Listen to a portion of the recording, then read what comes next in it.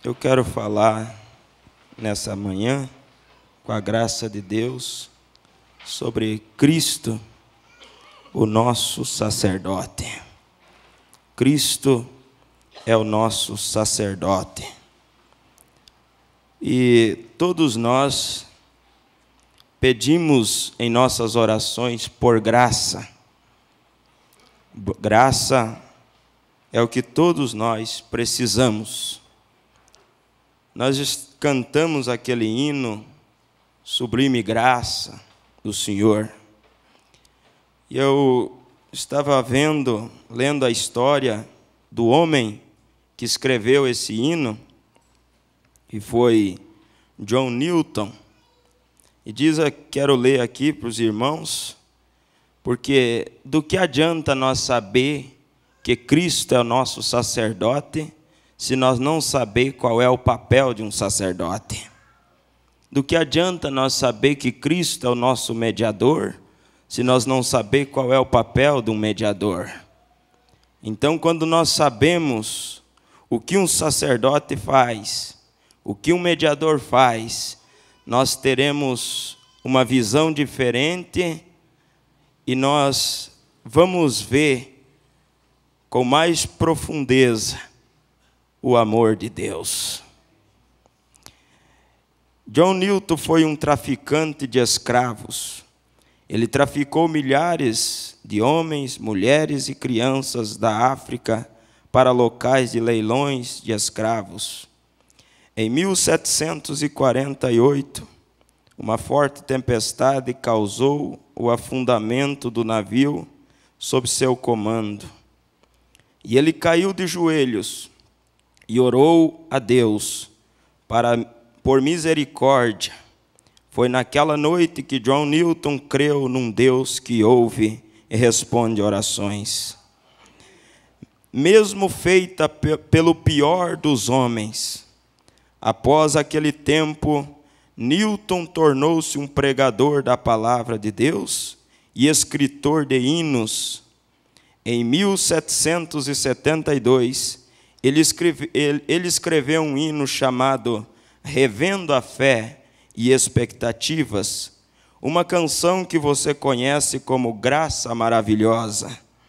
Talvez tornou-se a canção mais popular na história. Uma música com poucas notas levantou a cabeça dos desesperados, amoleceu os duros de coração. Sublime graça foi cantada por ambos lados durante a Guerra Civil dos Estados Unidos e usado nos funerais dos índios cherokees após a tomada de suas terras. Defensores de direitos civis cantaram-na em desafio durante marchas por liberdade. E naquele causticante dia de agosto, quando o Dr. King compartilhou seu sonho, sublime graça ecoou. Quando Nelson Mandela foi solto da prisão e quando o muro de Berlim caiu ao chão, foi cantado Sublime Graça. Em 11 de setembro, quando aquelas duas torres gêmeas foram derrubadas, foi cantado Sublime Graça para confortar o mundo pesaroso. Após o furacão Katrina, revitalizando o espírito de uma cidade decaída, foi cantado Sublime Graça.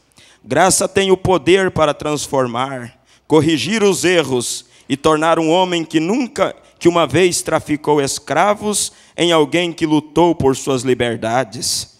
Após muitos perigos, sustos e medos, nós chegamos. Foi a graça que nos levou a salvo, para longe, e a graça nos trouxe para casa.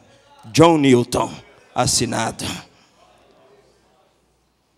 Então, irmãos, se nós estamos aqui nesta manhã, é por graça. Agora, Cristo é o nosso sacerdote. Lá no Velho Testamento, o sacerdote, ele era um mediador entre Deus e o povo. Ele oferecia sacrifício e oração em favor. Em outras palavras, um sacerdote, ele se colocava na brecha pelos culpados. Mesmo ele não tendo nenhuma culpa, ele ocupava o lugar dos culpados.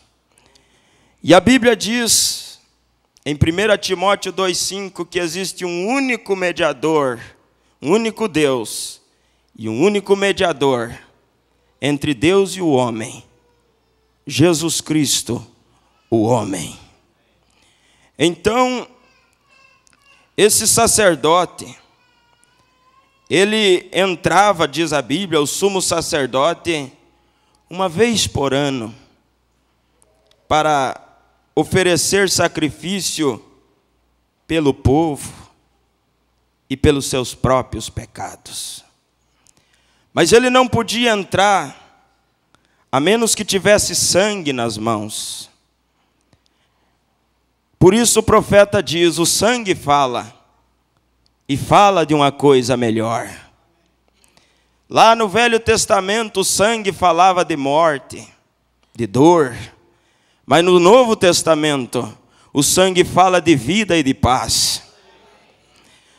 E aquele sangue era apresentado pelaquele sacerdote em favor de si e do povo. Ele não podia ir no Santo dos Santos, ele não podia entrar ali naquele tabernáculo sem sangue, tinha que ter sangue. E foi um trabalho maravilhoso que esses sacerdotes fizeram. O povo era grato por ter um sacerdote, porque se não fosse por o sacerdote, o povo morria, porque eles tinham transgredido. Mas a Bíblia diz, irmãos, em Hebreus capítulo 7, versículo 23, na verdade, aqueles foram feitos sacerdotes em grande número, porque pela morte foram impedidos de permanecer. Eles eram sacerdotes, Arão, sumo sacerdote, mas um dia eles tiveram que morrer. E pela morte foi impedido deles continuar fazendo intercessão pelo povo. Eles morreram. Mas diz assim, mas este, porque permanece eternamente, tem um sacerdócio perpétuo.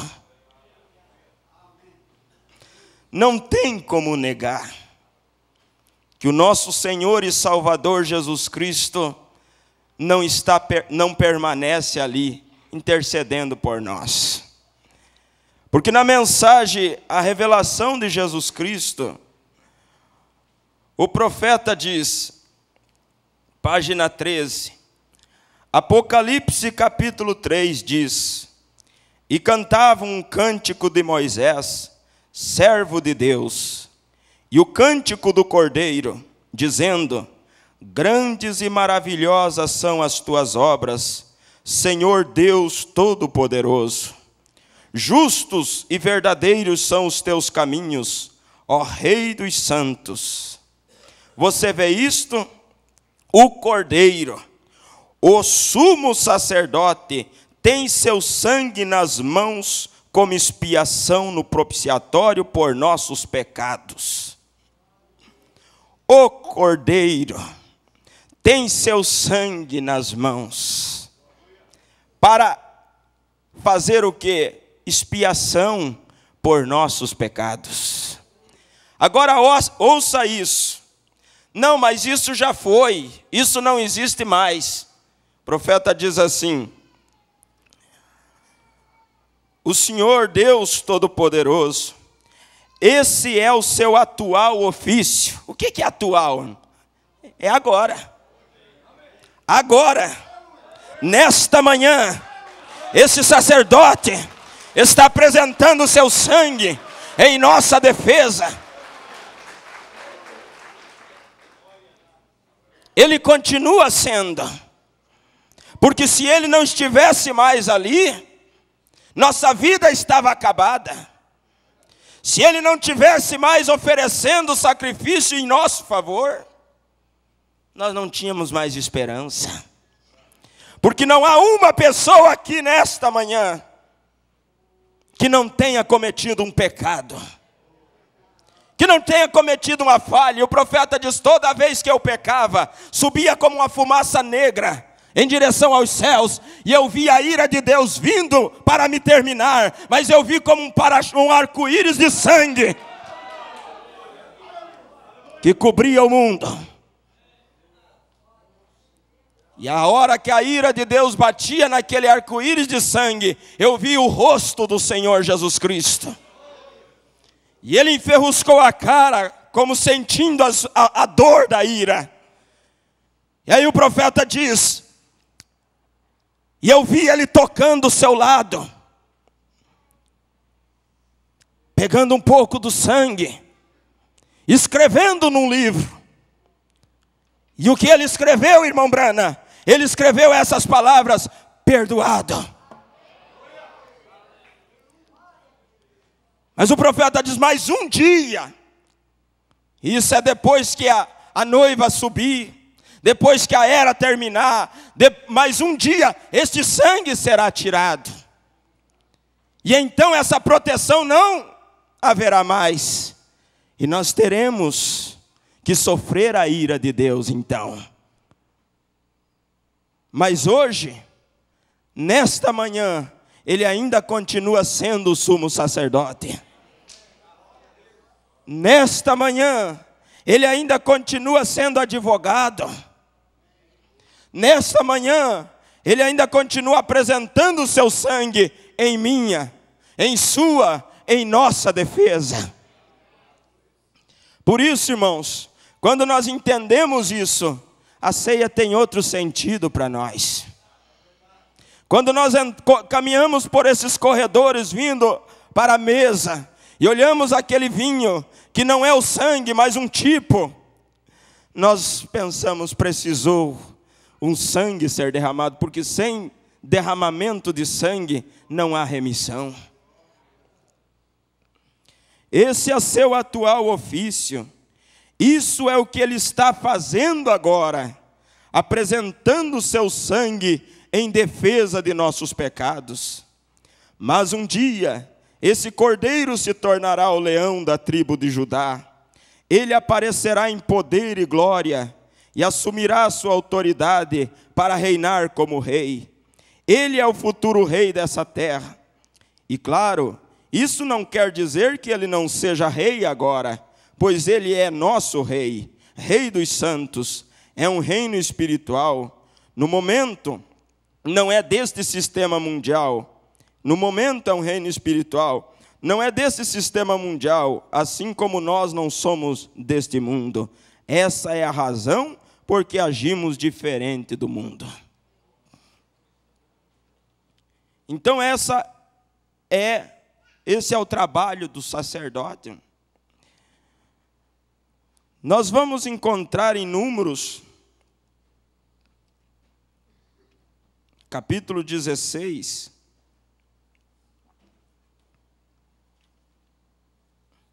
Números 16, verso 4, a Bíblia diz: e se congregaram contra Moisés e contra Arão, e lhes disseram: demais é já, pois que toda a congregação é santa, todos eles são santos, e o Senhor está no meio deles. Por que, pois, nos elevais sobre a congregação do Senhor? Como Moisés isto ouviu, caiu sobre seu rosto. Moisés sabia o que viria para aquele povo, que tipo de juízo eles sofreriam por causa de suas murmurações. Então Moisés caiu sobre o seu rosto, caiu em desespero, caiu fazendo intercessão por aquele povo, para que Deus não exterminasse eles. E o profeta diz: eu nunca entendi isso. Vocês vão encontrar que parece Moisés estava dando conselho para Deus. Moisés, ele é tão ousado que em Êxodo, antes de nós continuarmos, Êxodo capítulo 32, versículo 30, a Bíblia diz: Moisés intercede pelo povo. E aconteceu que no dia seguinte, Moisés disse ao povo: vós pecastes grande pecado, agora, porém, subirei ao Senhor. Quer dizer, o povo peca e Moisés é que tem que subir? Mas ele estava fazendo o trabalho de um mediador. Ele estava fazendo o trabalho de um sacerdote, intercedendo pelo povo. Porque, na verdade, aquele que deve é que tem que pagar. Mas aí nós vamos vendo o amor de Deus. Todos nós pecamos e destituídos estamos da glória de Deus. Mas Deus, que é riquíssimo em misericórdia, Ele proveu um cordeiro para que viesse e morresse no seu e no meu lugar. Isso é graça, irmão. Ninguém aqui era merecedor desse favor, mas a graça de Jesus Cristo nos alcançou esse privilégio. Então Moisés sobe: subirei ao Senhor, porventura farei propiciação por vosso pecado.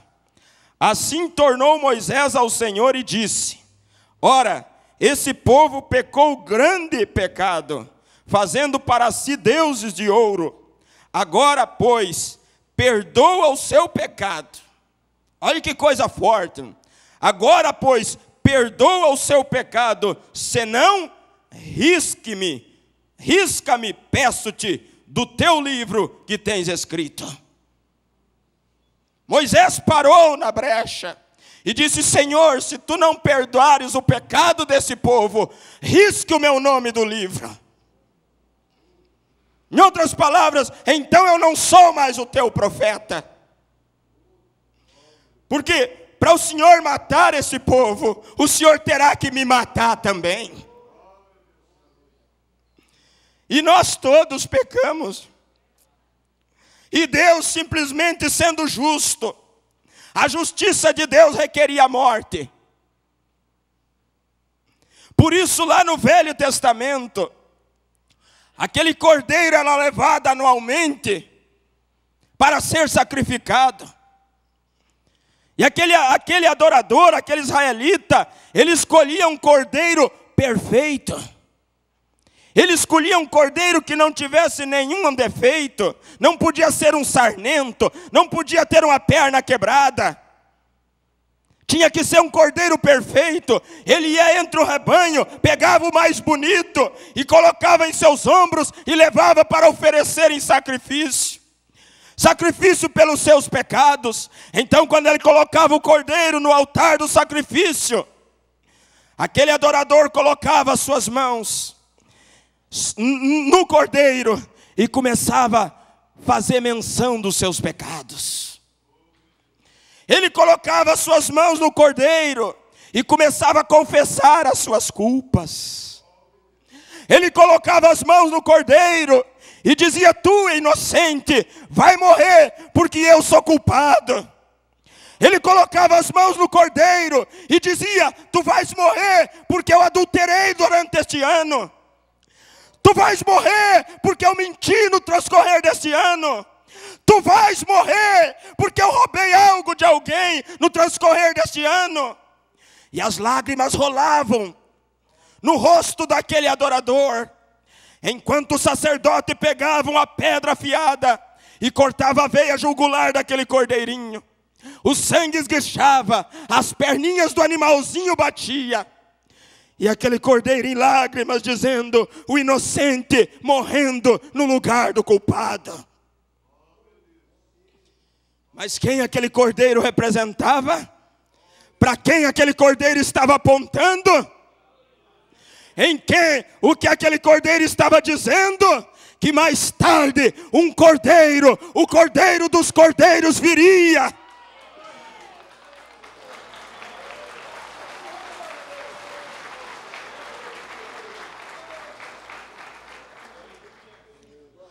Não mais para morrer pelo homem, mas para morrer pela raça humana.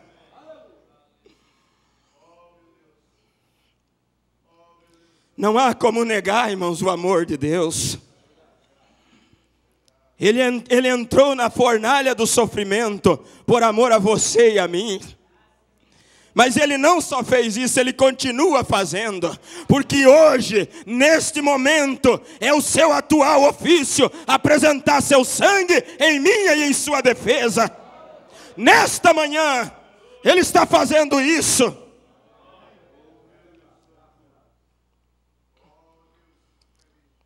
O profeta diz, falando a respeito de Números 16, e ele não entendia isso, ele diz assim: desse tempo, parado na brecha, deste tempo que estamos falando, ou lendo, naturalmente todos nós entendemos que isto aconteceu quando Datã, Coré, tinham decidido que eles interfeririam com a comissão que Deus havia dado a Moisés, dizendo: você deve deixar toda a congregação fazer tal e tal. Eles todos são santos. E Deus tinha ordenado a Moisés dirigir o povo à terra prometida. E eles disseram: tu tomas isto sobre ti mesmo, e a responsabilidade de fazer demais. Tu, tratando de fazer a ti mesmo o único no grupo que tem autoridade. E isto desagradou a Deus de tal maneira que ele disse a Moisés: separa-te do meio deles. Eu simplesmente matarei todo o grupo e começarei uma nova geração contigo. Moisés caiu na presença de Deus e disse que ele teria de vir sobre ele primeiro. Isso é parar na brecha. Isso é parar na brecha. O Senhor pode matar, Senhor, essa gente, mas primeiro me mate a mim. Agora, hoje, se Deus fosse liquidar as pessoas, se houvesse um tempo quando Deus tivesse ficado cansado de tratar com nossos pecados, nós constantemente indo errado, quem se colocaria como Moisés? Hoje, a favor das pessoas? Onde encontraríamos uma pessoa que defendesse ou pudesse defender? Que Deus aceitasse como Ele fez com Moisés? E a própria vida de Moisés na terra significava tanto para Deus, que isto impediu a ira de Deus. E Deus não passava sobre Moisés. Isto sempre foi um quebra-cabeça para mim, diz o profeta. Até que eu, certo dia, em revelação da Escritura, veio este pensamento a mim, que, vê você, Moisés em ação estava de todos os modos substituindo. Ele era um tipo de Jesus Cristo. Por isso Deus respeitou aquela posição de Moisés, porque ele estava substituindo, ele era um tipo de Cristo, intercedendo pelo povo. E quando Deus ia tirar a vida de todo mundo, destruí-lo, e todos os pecadores e condenados a morrer, Cristo morreu por todos nós. E Deus não poderia passar sobre Cristo, sendo seu próprio Filho. Então Jesus deu a si mesmo livremente, para que ele pudesse pagar a maneira então. Moisés não poderia ter feito aquilo. Moisés não tinha sangue, que não fosse sangue humano, como nós somos. Então, portanto, seu sangue não seria suficiente. Mas Jesus, sendo o sangue de Deus, Ele mesmo, o criativo sangue de Deus, Deus simplesmente perdoou toda a raça humana.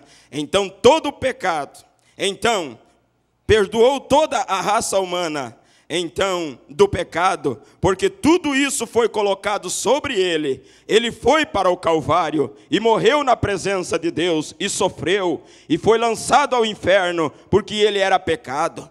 fez nossos pecados sobre ele, e ali sendo nosso carregador de fardo, levou o nosso pecado ao Calvário, e do Calvário ao inferno, e Deus o levantou no terceiro dia, para a propiciação de nossos pecados. E hoje, ele é o único mediador entre Deus e o homem, e estamos livremente perdoados e absolvidos.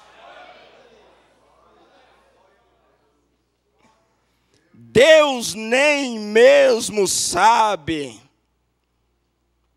Olha isso. Deus nem mesmo sabe que alguma vez pecamos.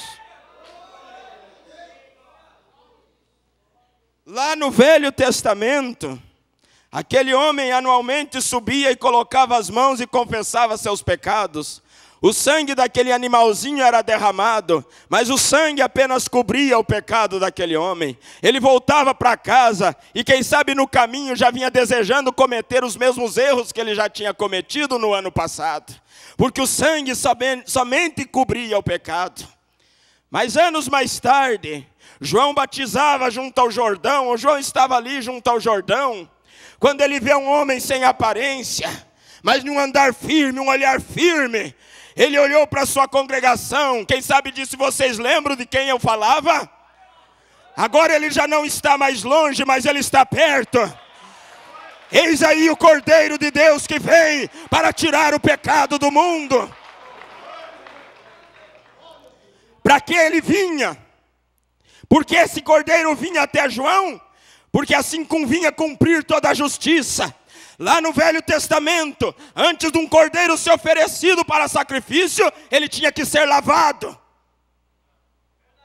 E ali vem o Cordeiro de Deus, para ser lavado por João no Jordão, antes de ser levado a sacrifício. Então vejamos, agora vem o Cordeiro, não mais que cobre o pecado, mas que tira o pecado do mundo. Deus nem mesmo sabe que alguma vez pecamos.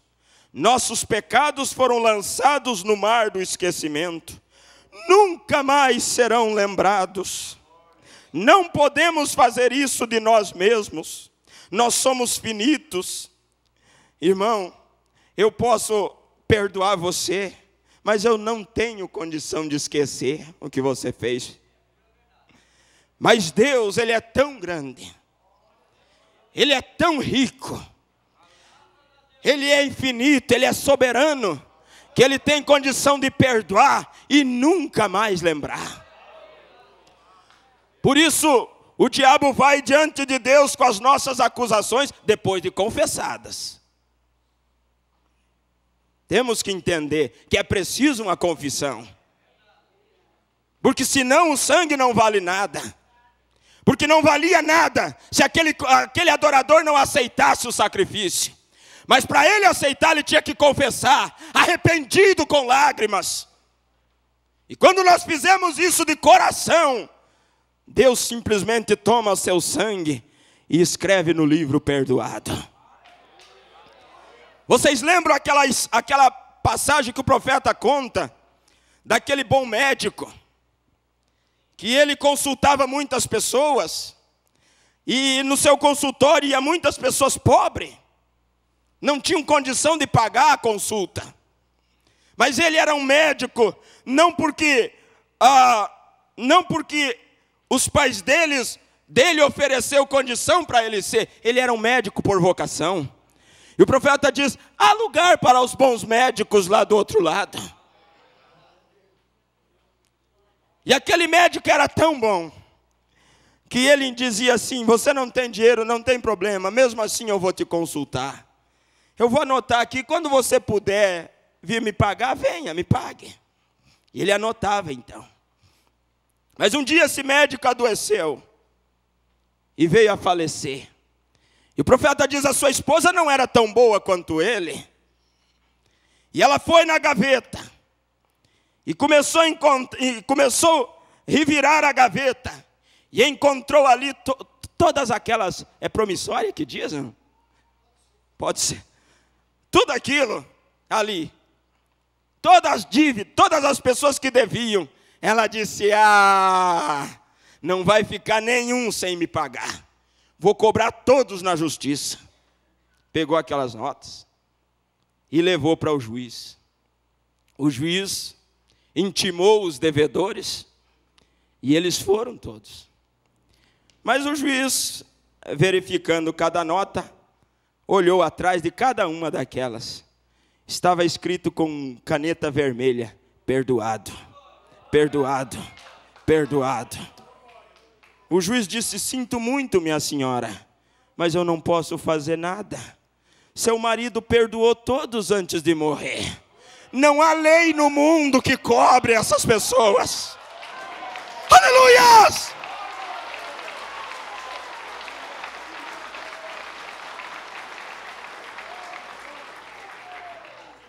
Não há lei no mundo. Não há lei no mundo que possa cobrar um filho de Deus perdoado. Não há diabo no inferno que possa acusar de pecado alguém que Jesus já perdoou.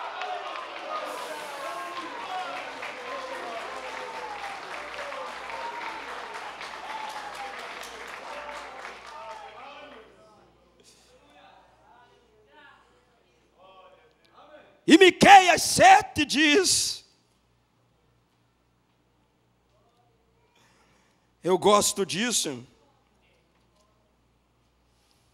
Miqueias capítulo 7, versículo 18, quem, ó Deus, é semelhante a ti, que perdoas a iniquidade e que te esqueces da rebelião do restante da tua herança?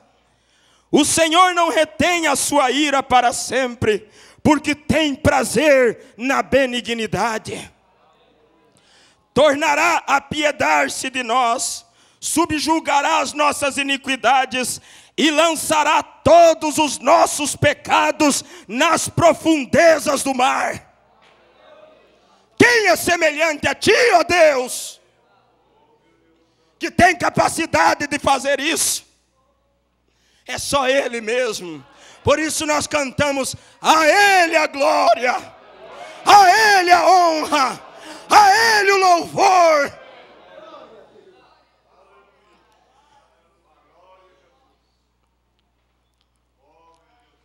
Mas parece que vocês ainda não sabem o que é ser perdoado.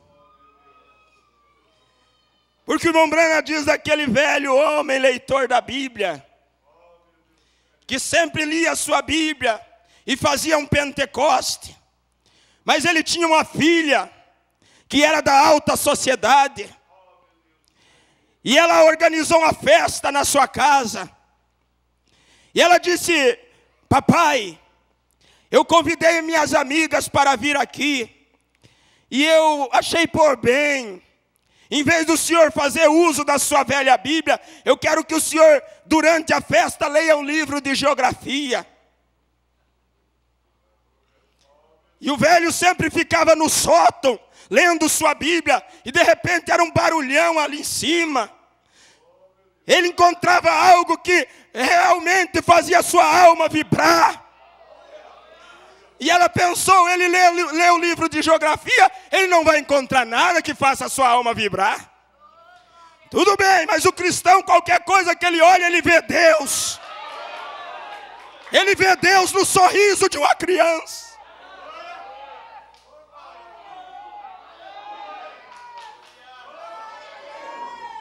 Ele vê Deus no ar que eu respiro.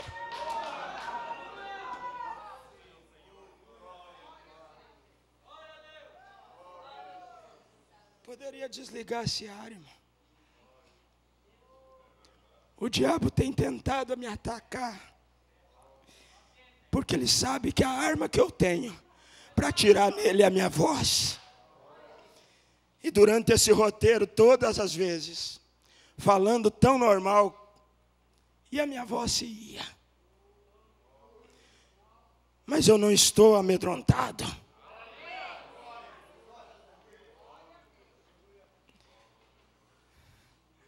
Então aquele homem,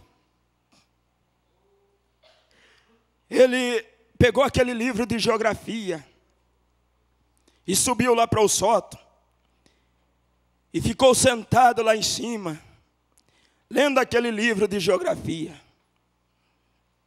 E a filha, com as suas amigas, festejando ali embaixo.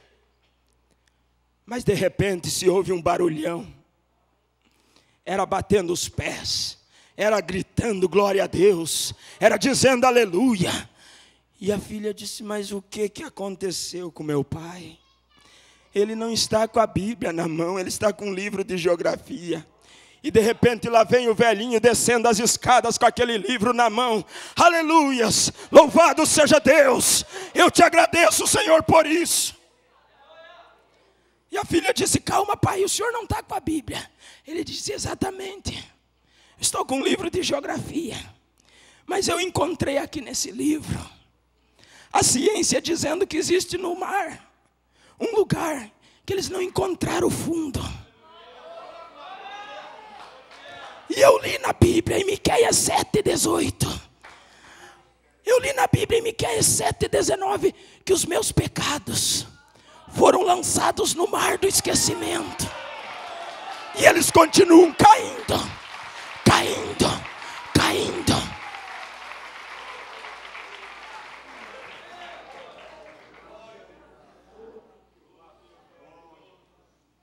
Irmãos, se um velho fez um Pentecoste com um livro de geografia, o que você deveria fazer com essa Bíblia, com esta mensagem? Mas o pastor Pierre Green disse assim, que se você não tem alegria, é porque você ainda não foi perdoado. Porque não existe, irmão Rivailton, uma pessoa no mundo que foi perdoado que não seja feliz. Não existe. Parece eu sair fora da linha, mas não saí. Porque eu vou ler aqui na mensagem: vivendo, morrendo, os nossos pecados continuam caindo. Levítico 16. Vocês vão encontrar ali a respeito daqueles dois bodes, o bode expiatório e o bode missário. E Arão, ali estava o sacerdote, e ele lançava sorte sobre aqueles bodes. E no que caísse a sorte, um era sacrificado, e o outro era o bode emissário. O sacrifício era apresentado, e as culpas do povo eram transferidas para o bode emissário. O Arão colocava as mãos sobre o bode, a cabeça do bode, e confessava os pecados do povo. Chamava um homem designado e dizia: leve esse bode com a culpa do povo para a terra deserta. O irmão Brana diz que esses bodes, ambos, representavam Cristo. Ele morreu, mas ele não só morreu, ele pegou os seus pecados, irmão Sadi. Ele pegou os meus pecados e levou para a terra deserta, o inferno.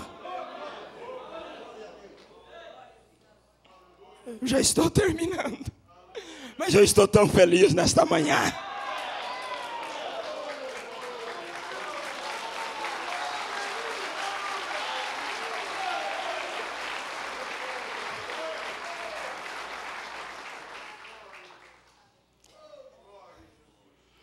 O profeta diz: ele estava também neste sepultamento.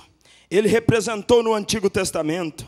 Eles tinham a oferta pelo pecado na purificação do santuário. Essa oferta pelo pecado era que eles levavam 2 bodes. E um bode era morto, o outro tinha os pecados que eram colocados sobre o bode. Sobre o bode morto, ou colocados sobre o bode vivo. Lembre-se, Jesus era um carneiro. Ele era um cordeiro, mas neste caso, ele se tornou um bode. Ele era a justiça, porque ele era Deus, o carneiro. Mas ele se tornou um bode, pecado, para que ele pudesse ser a oferta pelo pecado, por mim e por você. De um carneiro para um bode. E Jesus foi representado em ambos os animais, ambos os bodes. Por um, ele morreu. Morreu pela expiação. O segundo, os pecados da expiação foram colocados sobre o bode expiatório. e o bode expiatório tomou os pecados do povo e foi para longe no deserto para carregar os pecados do povo. O que foi isso? Foi a morte, o sepultamento de nosso Senhor Jesus. Morrendo, vivendo Ele me amou, morrendo Ele me salvou, sepultado Ele carregou meus pecados para longe. Ele tomou os meus pecados, Ele tomou os pecados do povo sobre si e os levou ao nível mais baixo do Hades, ao lugar mais baixo do inferno.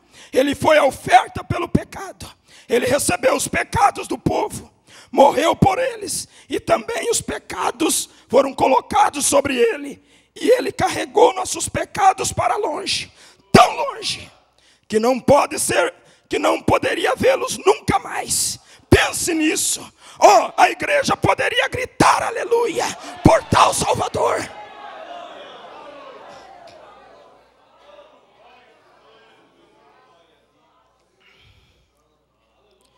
Nossos pecados não estão apenas perdoados, mas eles foram enterrados no mar do esquecimento, para nunca mais serem lembrados. Sepultado, Ele carregou nossos pecados para longe. Eles não mais poderão ser lembrados, pois se foram, eles estão fora do olhar de Deus. Estão paralisados, estão divorciados, estão repudiados. Deus não se lembra mais.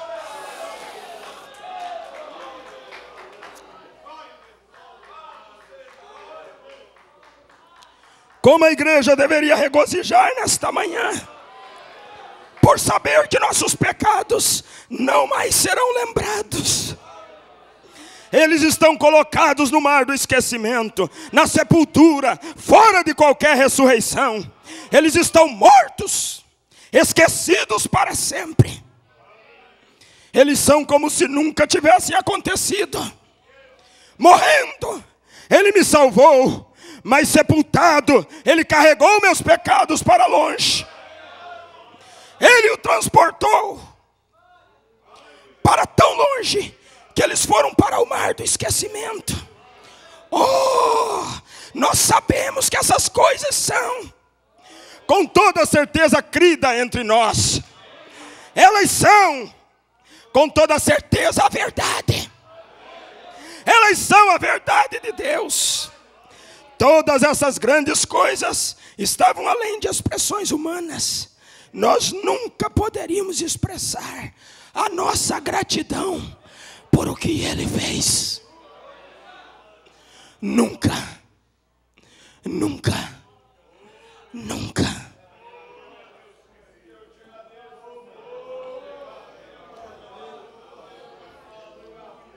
Você não está feliz nesta manhã? Você não está agradecido por saber que hoje à tarde você poderá vir por esses corredores, segurar a taça, tomar o vinho, comer o pão? Isso representa o sacrifício. Livre, livre, livre, livre da condenação.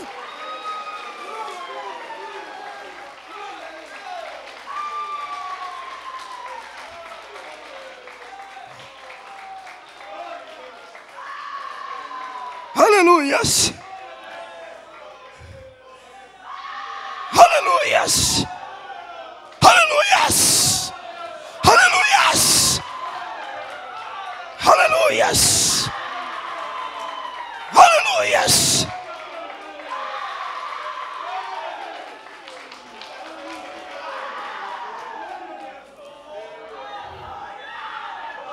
Vivendo, Ele me amou.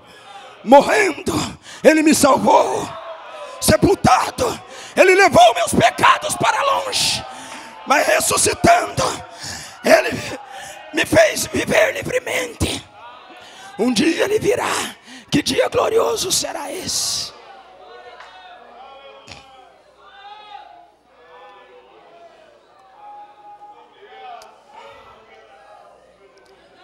Eu não estou dizendo porque o cristão ele não tem prazer de viver em pecado, Mas se ele pecar, a Bíblia diz: filhinhos, não pequeis. Mas se porventura você pecar, temos um advogado junto ao Deus, Jesus Cristo justo. Jesus Cristo justo. Jesus Cristo justo. Ele está ali nesta manhã, no seu lugar, na sala de defesa, te defendendo, me defendendo, me defendendo. Mas é necessário que você e eu viva por Ele aqui na terra. Aleluias. Teve um homem que procurou viver para Deus. Ele viveu piamente, mas enquanto ele vivia, ele achava que ele era justo e santo por si próprio. Então Deus permitiu ele ter uma experiência, e nessa experiência ele morreu, entrou em um transe. Foi como se ele tivesse morrido, e foi à presença de Deus.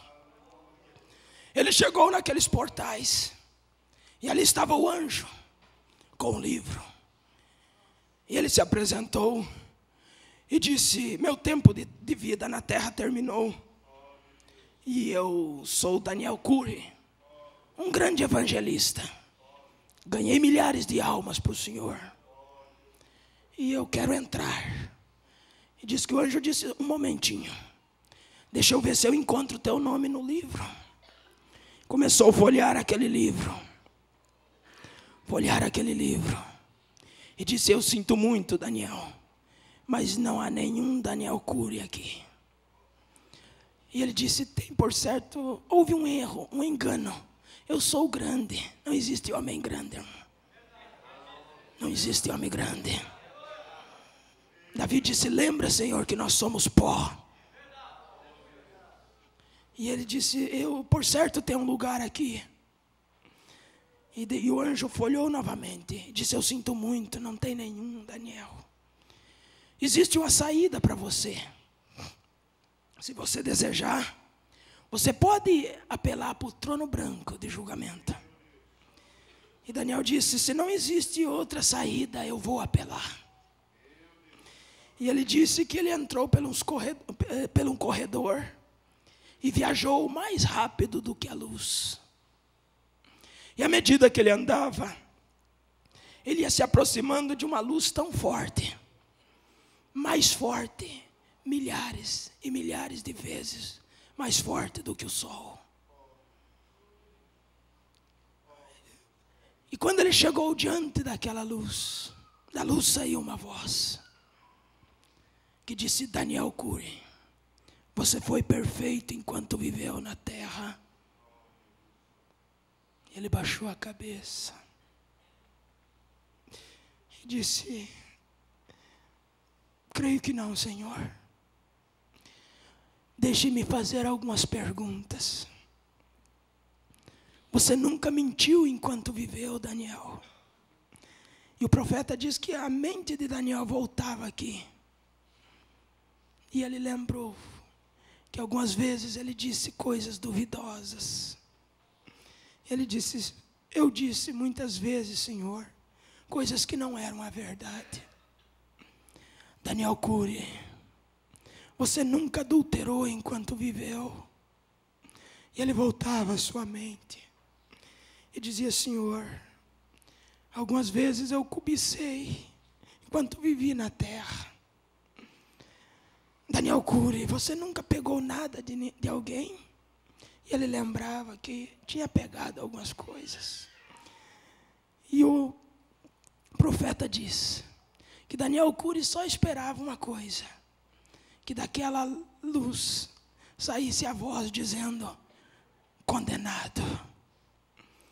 E quando ele estava aguardando a condenação, diz que ele ouviu a voz mais meiga do que a voz de uma mãe quando acaricia seu filho, e disse: pai, Daniel Curry na verdade não foi perfeito enquanto viveu na terra, mas ele lutou por mim, enquanto viveu. Por isso eu digo, Senhor, Pai, todos os pecados de Daniel Cury, coloque na minha conta.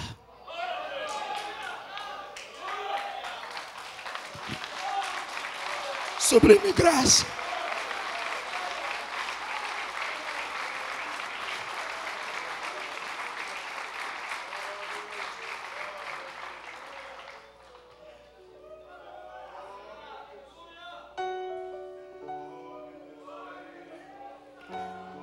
Se você tem alguma coisa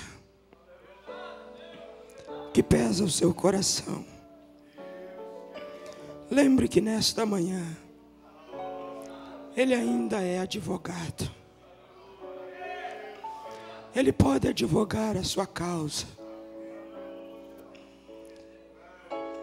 Você diz: eu tenho falhado tanto, eu tenho envergonhado.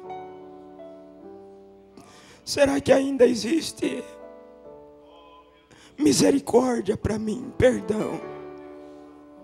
Enquanto Ele é advogado, enquanto há desejo de perdão, é porque existe perdão para você. Enquanto você deseja vencer, é porque você tem condição de vencer. Tudo o que você tem que fazer é colocar nesta manhã sua mão com fé, pela fé, naquele Cordeiro. Ele é o nosso sacerdote. Coloque sua mão nesta manhã, através da fé, no Cordeiro. E pense nessa sublime graça que um dia te alcançou. Pense nessa graça que mudou a vida de John Newton, um traficante de escravos, e fez dele um pregador do Evangelho. Esta mesma graça está disponível a você nesta manhã. Se tem uma pessoa aqui, todos com os olhos fechados, que gostaria de dizer: pregador, ore por mim, eu tenho falhado tanto, eu me envergonho de mim mesmo. Você pode encontrar favor e graça nesta manhã. Há uma alma que está vindo no altar. Eu não fiz chamada de altar, mas o Espírito Santo está aqui. Há uma nuvem de glória neste lugar. O profeta disse: aonde esta mensagem fosse pregada, em sua originalidade, a coluna de fogo se faria presente ali.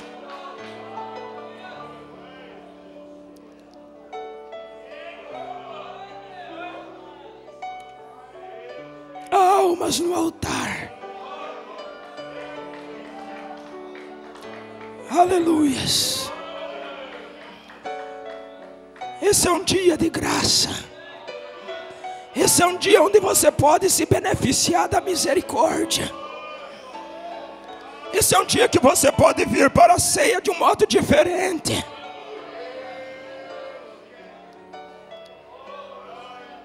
Isso não é coisa que o homem faz. Essa é a presença do sobrenatural.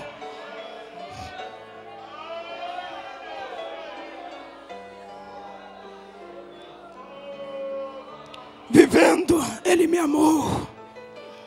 Morrendo, Ele me salvou. Sepultado, Ele levou meus pecados para longe. Ressuscitando, Ele me fez viver livremente. Um dia Ele virá. Que dia glorioso será esse? Enquanto vocês me ajudam a orar por essas pessoas, vocês que não vieram ao altar, estendo suas mãos em favor dessas almas que estão em lágrimas, pedindo a Deus ajuda. Pai, Pai Todo-Poderoso, nós te agradecemos, Senhor, por essa graça maravilhosa.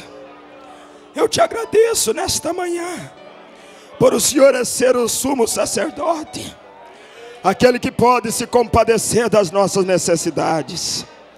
Senhor, aqui estão almas chorando, Senhor, pedindo por misericórdia, pedindo pelo perdão, pedindo pela sua ajuda, pedindo para que o Senhor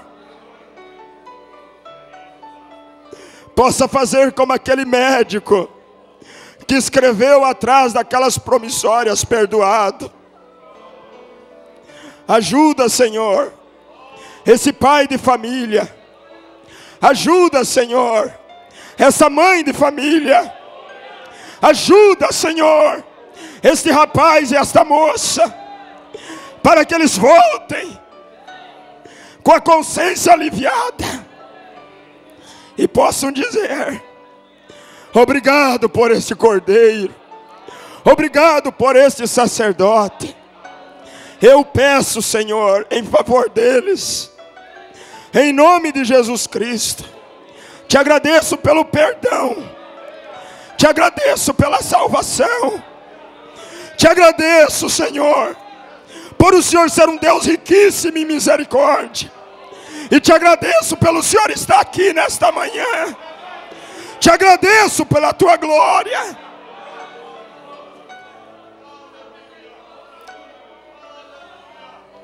Pai, que nós possa voltar para as nossas casas carregando esta mensagem em nossos corações, em nome de Jesus Cristo.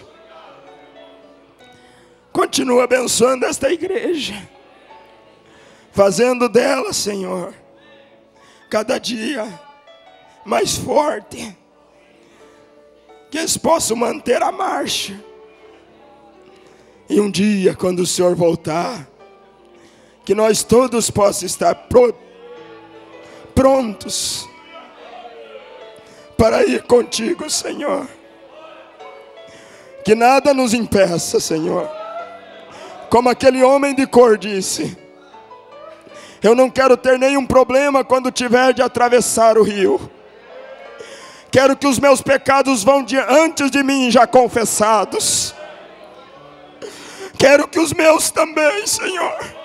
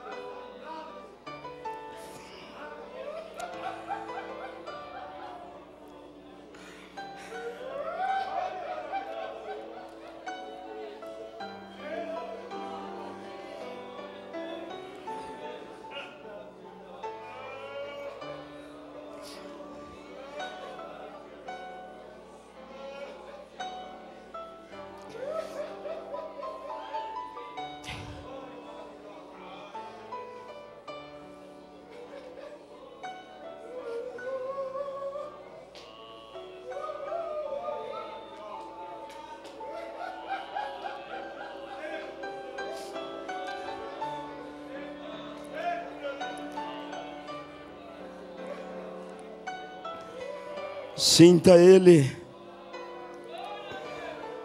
passando por você, querendo afagar e dizer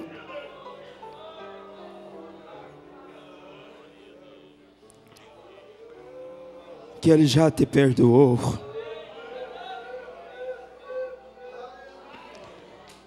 Ele te perdoou naquele dia quando você caiu prostrado, chorando, arrependido. E o que prova que você está arrependido é que você se sente envergonhado pelo que fez.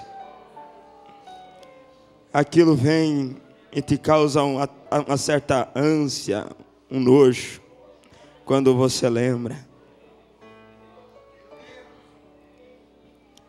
Sublime graça do Senhor, que a um infeliz salvou. Eu cego fui, mas vejo já. Perdido Ele me achou.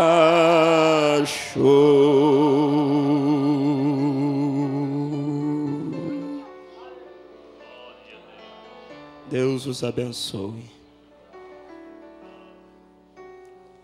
Deus os abençoe. Se essa fosse, porventura, nossa última ceia,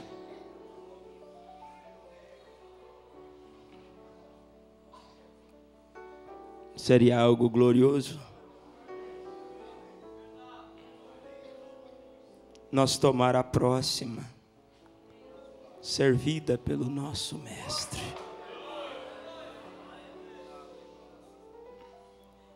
Que a paz do Senhor seja com todos. Deus os abençoe.